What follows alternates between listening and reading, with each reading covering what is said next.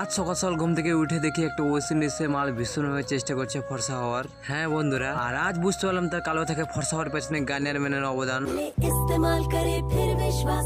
আর সেখানে মুখ হাত দিয়ে বাড়ি এসে ব্রেকফাস্ট কমপ্লিট করে চলে গেছিলাম একটু মনে থাকান শুনতে। আর সেখানে গিয়ে দেখি বিয়ের সিন চলছে, তাই তো নিজের বিয়ের দুঃখকে চেপে রেখে যাচ্ছিলাম ক্রিকেট খেলতে। আমার লাভ লস নেই, আমার লাইফটাই লস।